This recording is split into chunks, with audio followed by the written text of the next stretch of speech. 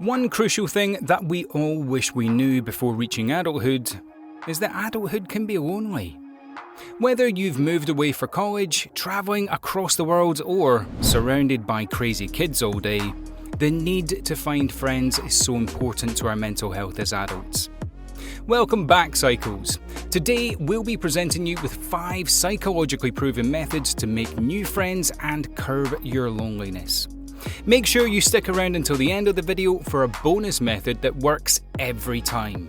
Also, don't forget to subscribe to our channel and to turn notifications on so you never miss a video. And let's get right into it.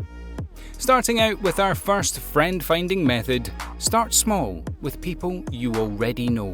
Yes, I know it doesn't sound appealing, but it's great practice and you can get out of your comfort zone to prepare you for other friendships. Because meeting new people can also be intimidating.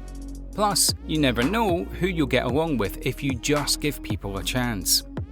Some simple ways to practice this method would be to wave to your neighbours, ask an old acquaintance or work pal to grab lunch or a coffee, or start a conversation with another parent at the jungle gym. These simple acts will bring a surprising sense of newfound confidence within yourself to continue your quest to find great friendships. Or you can get to know your friends' friends. Next time there's a small gathering or get-together, make it your mission to socialise with your friends' friends. Chances are high that they will have some type of common interest with you that can be the basis of your conversation, and maybe even the driving force to get together in the future. Starting with people you are already familiar with takes a lot of the worry and intimidation that comes with finding new friends. Give it a try. Number 2, say yes and stay open-minded. Socialising with friends won't work unless you show up to gatherings in the first place. According to a popular blog, personalexcellence.co, people who attend gatherings to which they've been invited to have an easier time socialising and therefore making new friends.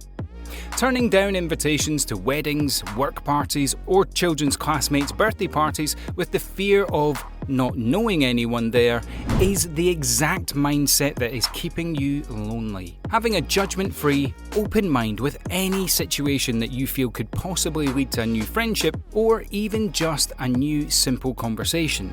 Because, let's be real, you won't find any new friends if you aren't willing to open up and be vulnerable. With this specific method, you will find life changing for the better in no time, with new opportunities and connections. Have you ever recklessly danced with your co-worker at an open bar staff Christmas party? If not, you're in for a real treat. Number 3, scrap the small talk and be genuine. Do you ever ask someone how they are and then not really care to listen to the answer? We are in a generation of social avoidance and small talk. People now, more than ever, are hesitant to open up to strangers, family and friends, and for this, we can thank social media. Nowadays, in the act of meeting someone new, the average person is fixated on their self-doubt with thoughts like, what should I say next? Or, what is this person thinking of me? Instead of showing a genuine interest with active listening. To practice being more genuine on a day-to-day basis, try showing genuine warmth, love and respect when talking to complete strangers. Step out of your comfort zone. If you ask how someone is, genuinely care for the answer, even if it's automated on their end. If you practice true genuinity, you will attract genuine friendships. Number 4, learn how to get to know someone.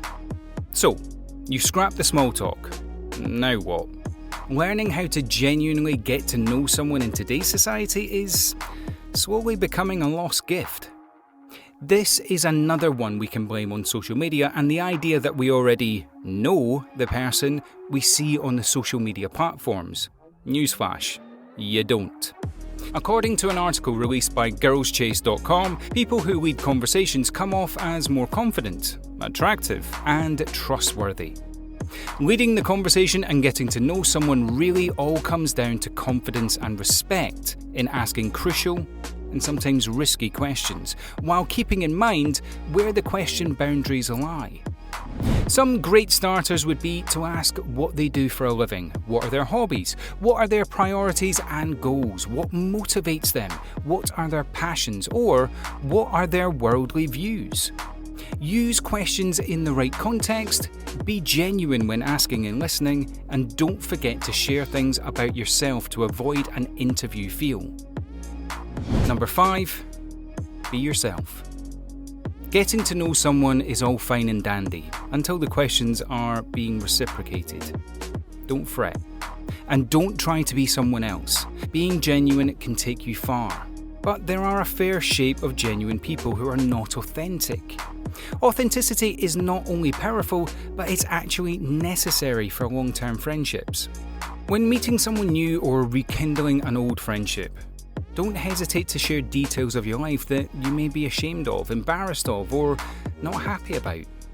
These details make for an honest and authentic friendship rather than an acquaintance.